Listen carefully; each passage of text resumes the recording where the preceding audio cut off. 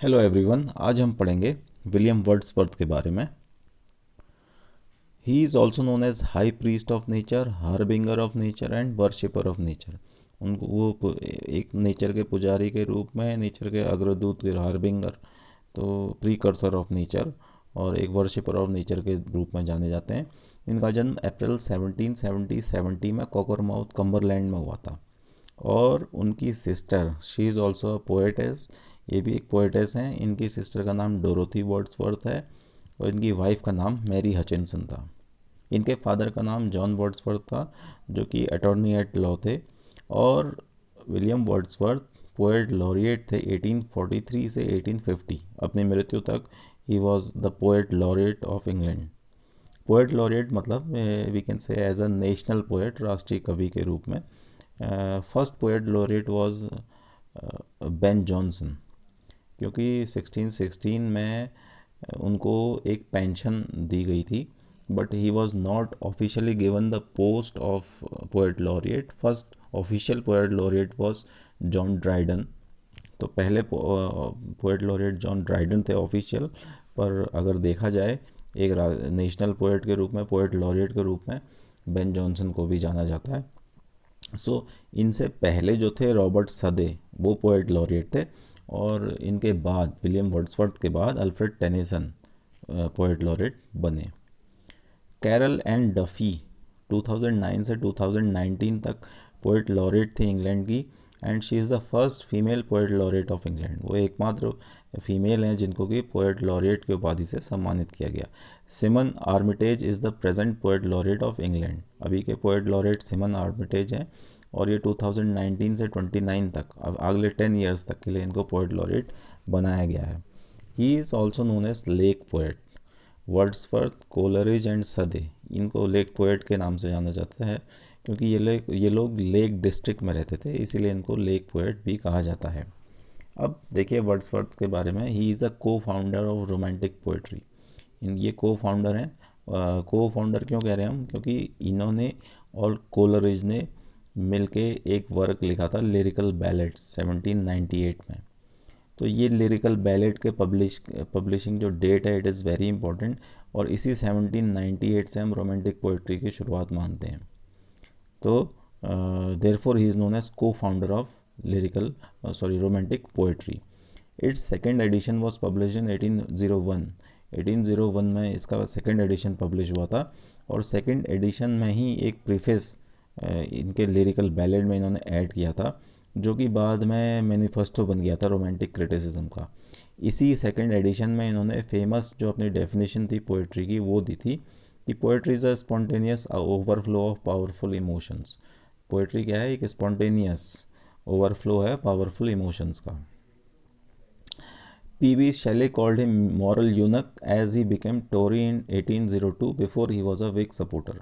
P.B. Shelley ने इनको moral eunuch कहा है क्योंकि ये टोरी बन गए थे 1802 में, और उससे पहले क्या थे, ये विग सपोर्टर थे। तो ये विग थे, इनका जो चेंज ऑफ फेथ है, इस वजह से पी.बी. शेली ने इनको मॉरल यूनिक कहा है।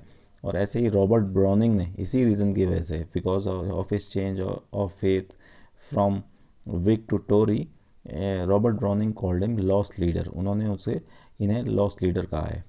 अब देखिए इन्होंने एक पैंथिज्म की फ़िलॉसफी दी है कि ये क्या है, हर नेचर के हर पार्टिकल को गॉडली मानते हैं। Every particle of nature is divine and godly according to Wordsworth, और इसी को उन्होंने पैंथिज्म कहा है। जो उनकी एक पोएम है Tintern Abbey, it is a good example of pantheism. He has written a play also, this is the single play written by him. इन्होंने एकमात्र प्ले लिखा है जिसका नाम बॉर्डर्स है, और ये किंग हेनरी थर्ड इंग्लैंड पर है, बना हुआ है, बेस्ड है।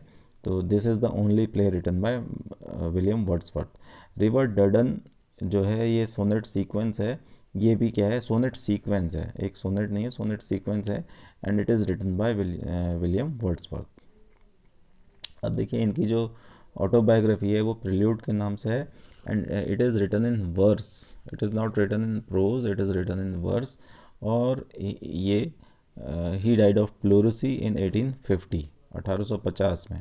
अपनी मृत्यु तक ये पोएट लॉरेट थे, तो 1850 में इनकी मृत्यु हुई है। अब इनके कुछ वर्क्स देख लेते हैं। एक इम्पोर्टेंट वर्क है इनका लिरिकल बैलेट्स। 1798 में ये पब्लिश हुआ था।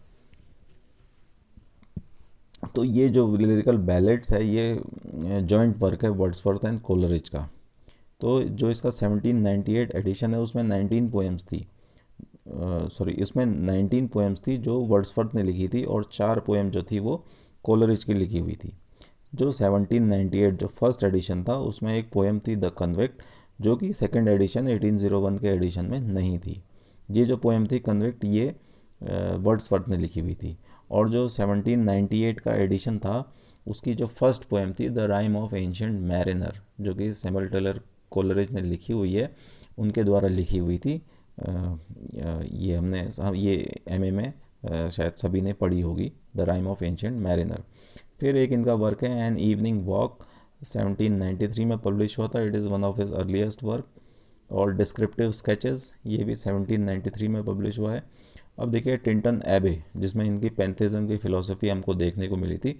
Pantheism means every particle is godly, every particle of nature is godly. तो जब ये 1798 में पब्लिश हुई। जब 1792 में ये फ्रांस से वापस आए थे तो जो फ्रेंच रिवॉल्यूशन था उसका इनके ऊपर बहुत इम्पैक्ट पड़ा था, और वो एक इमोशनल और इंटेलेक्चुअल टर्मोइल की स्टेट में थे। अब ये टिंटन एबे उस टाइम इन्होंने विज़िट किया था, और टिंटन एबे क्या है, एक रियून एबे है, एक रियून हम कह सकते हैं चर्च है, जहाँ पर कि एक बड़ा चर्च जहाँ पर कि मंक और नन्स रहते हैं वो था, बट इट वाज र्यून, वो खंडहर की स्थिति में था, जो कि इंग्लैंड से 10 माइल्स अवे था, सिचुएटेड था, जहाँ पर कि river Wye and Severn meet करती हैं, उस जगह पर टिंटन एबे बना हुआ था। तो उस पोएम में इन्होंने पैंथिज्म की बात की हुई है, जो मिस्टिकल डिवाइन स्पिरिट है जो कि नेचर में है उसकी बात करते हैं ये उस पोएम में। तो it is a good example of pantheism. तो pantheism he talks, Tintern Abbey is a good example of it. जब इन्होंने दूसरी बार विज़िट किया था टिंटन एबे में 1798 में, तब इन्होंने ये पोएम लिखी थी टिंटन एबे। और देखिए इस पोएम को क्या है, इन्होंने लिरिकल बैलेड्स में भी इंक्लूड किया है, जो फेमस वर्क है जिसके पब्लिशिंग डेट को ही क्या है, हम रोमांटिक एरा की शुरुआत मानते हैं। उसके बाद देखिए एक इम्पॉर्टेंट वर्क है इनका लूसी पोएम्स। तो ये लूसी पोएम्स 1800 और 1801 में पब्लिश हुआ है। तो लूसी पोएम क्या है, 5 पोएम की सीरीज़ है, और इसमें एक ट्रेजिक करेक्टर है लूसी, जो कि अपना रास्ता खो देती है। शी इज़ अ गर्ल, और critics debate that she is the sister of Wordsworth Dorothy. तो क्रिटिक्स का ये मानना है कि ये वर्ड्सवर्थ की सिस्टर जो थी डोरोथी वो है, या फिर एक कोई हाइब्रिड करेक्टर है, इनके फिक्शियस कोई हाइब्रिड करेक्टर है। इस भी चीज़ के ऊपर डिबेट है, there is nothing solid about it, ये एक डिबेटेबल इशू है। आगे देखिए ode to intimation of immortality, ये इन्होंने 1807 में लिखा था। इसमें इन्होंने जो नेचर और इनके चाइल्डहुड की जो मेमोरीज़ हैं उनको दिखाया गया है, और पोएट को ये क्या है, एक सोर्स ऑफ रिक्रिएशन के रूप में दिखाते हैं, जो कि क्या है, जब वो मटेरियल परसूट्स के पीछे भागते हैं, जो सांसारिक चीज़ों के पीछे भागते हैं, उस भाग दौड़ में क्या है, नेचर जो है इनको एक एनर्जी प्रदान करती है, एक सोर्स ऑफ रिक्रिएशन है इनके लिए। ये इन्होंने अपने इंटीमेशन ऑफ इमॉर्टलिटी में दिखाया है ओड में। फिर इनका एक इम्पॉर्टेंट वर्क है द प्रिल्यूड, 1850 में आया है, जो कि हमने देखा था कि it is the autobiography written in words, और ये 14 पार्ट्स में है।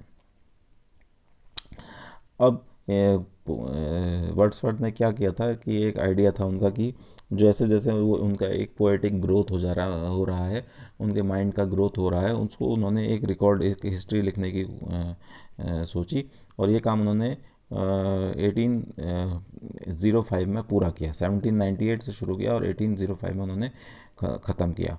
पर यह पब्लिश कब हुआ, ये 14 पार्ट में लिखा हुआ है, पर यह पब्लिश कब हुआ था, 1850 में। And this poem is address to Coleridge, ये पोएम उन्होंने कोलरिज को एड्रेस करते हुए लिखी हुई है।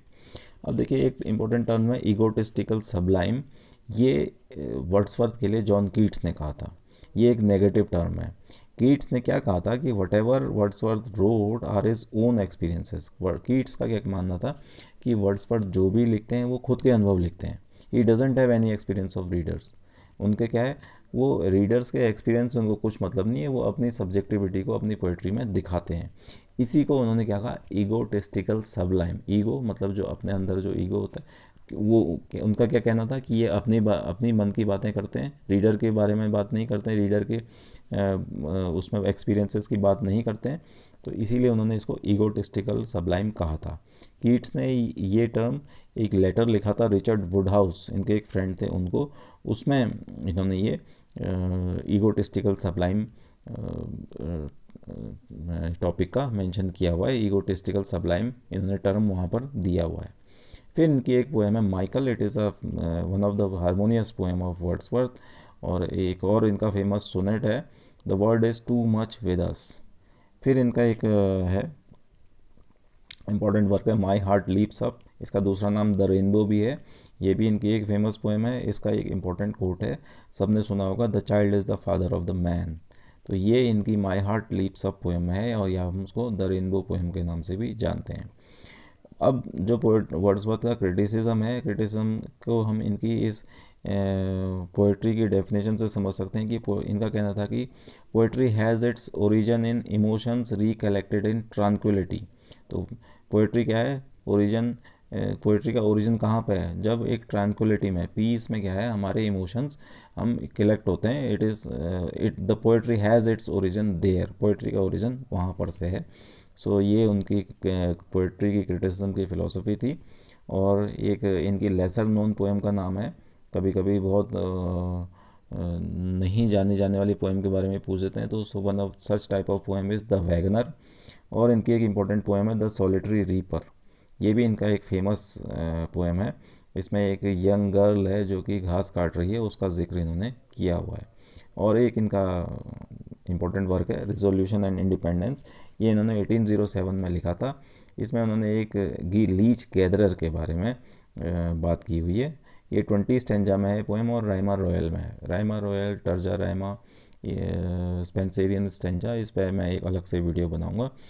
We will discuss this topic there, rhyme royal क्या है।